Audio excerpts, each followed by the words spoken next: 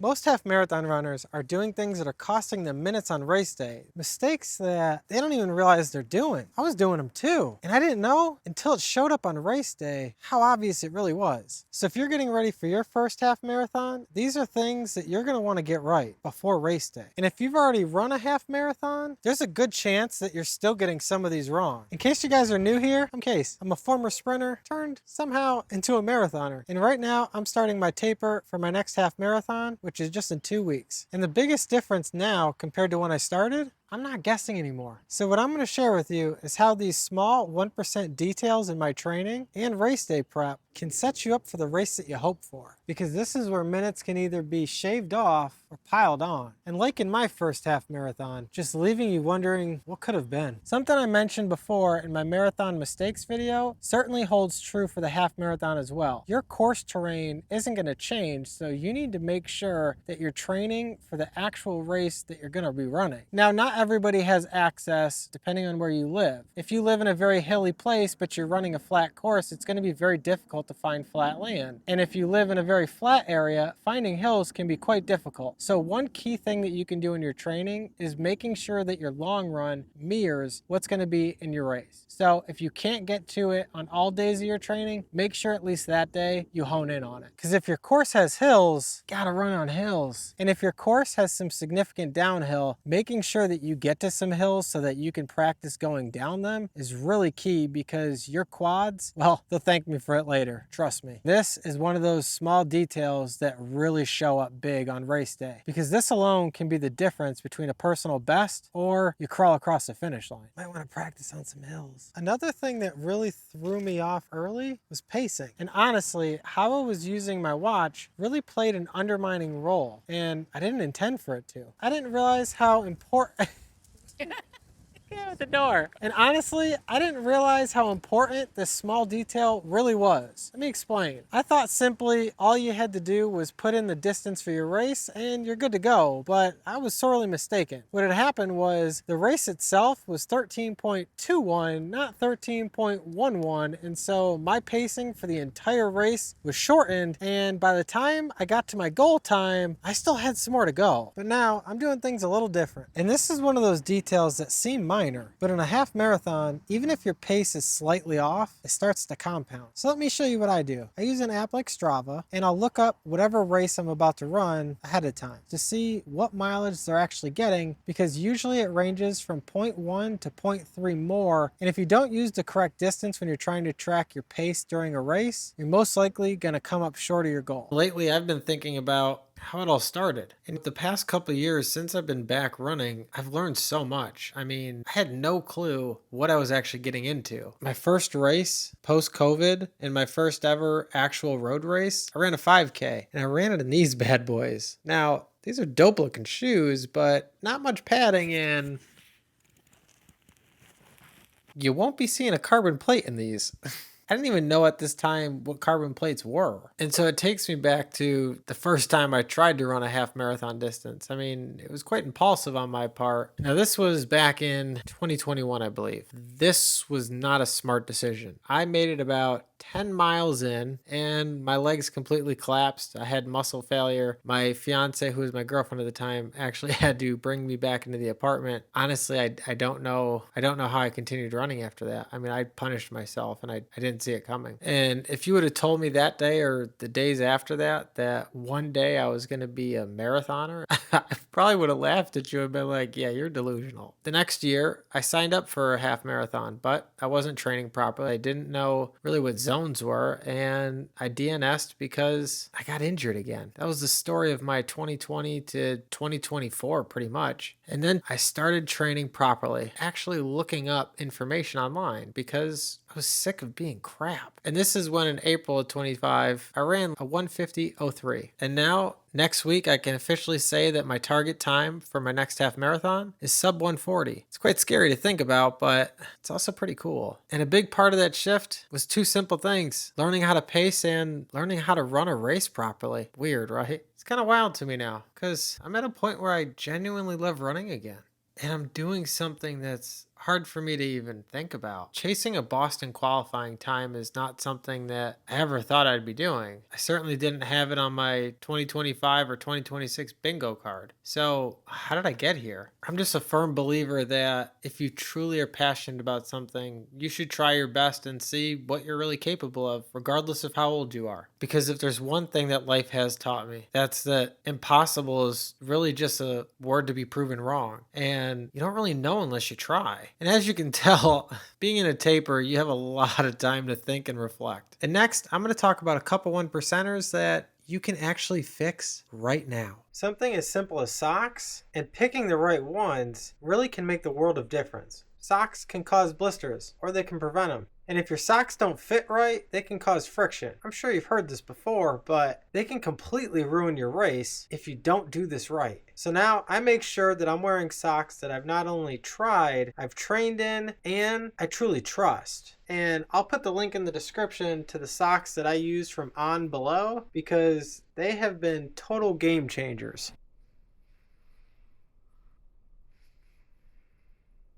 And a pro tip I'll give you for how I buy socks, I buy them 2 sizes too small. So for example, I wear a size 8.5 running shoe, but what I wear for my socks is a size extra small in women's because it's the perfect fit for what I'm looking for. Now, you might be wearing too big of socks as well. And as you guys can see, there are plenty of shoes behind me. And this applies to shoes as well. Not every fast shoe is fast for you. For example, this is the Fast R3 from Puma, and it's designed to be fast, and it is. But for my stride and my foot strike, it's just not my best option. I'm a mid-foot striker, so I actually run better in these, the Deviate Elite 3s from Puma, because these are just what suit me. Purple's dope too though. Wearing the wrong shoe, even if it's a super shoe, can be like trying to force a round peg into a square hole. It just doesn't go there. If you're a heel striker, shoes like this just may not be comfortable for you to ride in because they're just not designed for you. And that's okay. But my best tip is make sure to train and race in something that is designed for you, because that's how you're going to have the best experience possible. And sometimes that means not following what's popular or trendy, because this shoe, for the right person, is a great fit.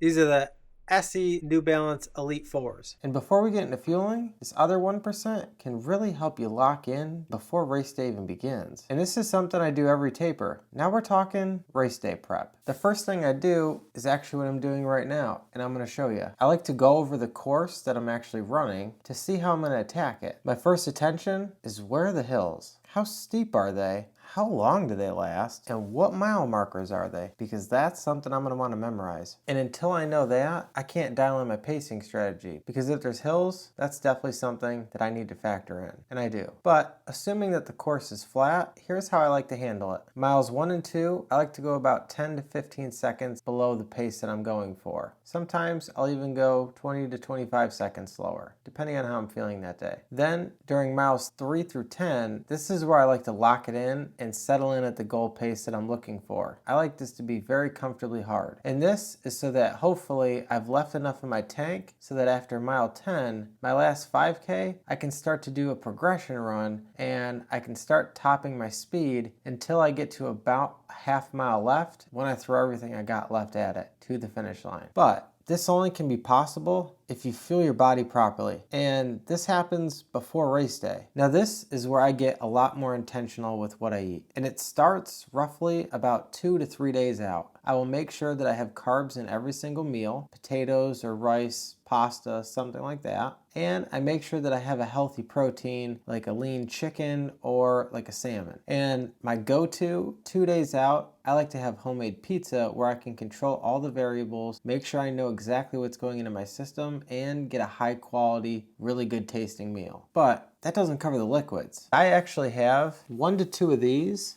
every day until race day. And honestly, I have 1 to 2 of these every single day throughout all my training because it just helps me stay hydrated. I can put the link in the description for the hydration tablets that I like to use. Also, if you love running, you're just getting into it, or somewhere in between, make sure to hit that subscribe button because I post helpful running content every other Thursday in my quest to qualifying for the Boston Marathon, as well as providing tips that hopefully can help you along in your journey as well. And now to the topic that is the hottest in running right now. We're talking race day fueling. And this is something that even a year ago, I was getting completely wrong. And after watching videos and doing research, I finally realized I have been under fueling for a very long time, almost up until just a few months ago, to be honest. And in a half marathon, that catches up to you very quickly. So every 25 minutes in my hour and 40-minute half marathon, I will be taking one of these SIS Beta Fuels with 40 grams of carbs, and I will be taking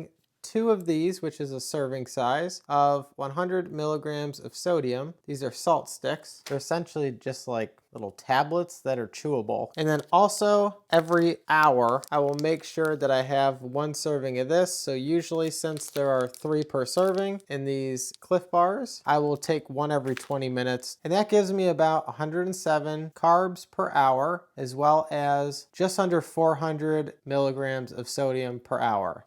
Now, I do like that to be a little higher, so what I do, since most of the drinks on the course are watered down, I will actually carry one of these, which I think you can get for a few bucks on Amazon, and they hold about 400 milliliters or 12 ounces. And I will fill this up with Powerade because Powerade has, in this amount, roughly like 400 milligrams of sodium, I think. So it's enough to make sure that you're getting enough sodium in an hour or two without really depleting your stores too much. And this is by Flip Belt. And the cool thing is it's bendy. So it actually fits right here on my 2-in-1 Sherpa Brooks shorts. So when it comes to fueling, this is definitely something that I've learned that if you can tolerate more, it's going to benefit you on race day. So make sure that when you're trying out these gels beforehand, that you're trying them out during easy runs first to help get your body adjusted to them, and then sprinkle them into your interval work so your body can get used to breaking them down while it's working harder, because that's going to be the more realistic exposure that your body needs to adapt to what it's actually going to be requiring and how it's going to feel during race day. And if you want a more in-depth look into how to figure out what is the right amount for you, I will put a link in the description from one of the elite runners out of England. Her name is Holly Archer, and what she did was she participated in a study, I believe, of 20 other elite runners to try and figure out what was the right amount of carbs that a body truly needs before you actually start decreasing your performance. And when you put all this together, that's where the real difference comes from. Not from a big change or any secret hack, but from nailing all the small things. So if you're training for a half marathon, let me know down in the comments what race you have next on your calendar. I love seeing where you guys are from and where you're traveling to. It's really cool to see down in the comments that we're all from different places and we're all running different kind of race. Fucking rhymes.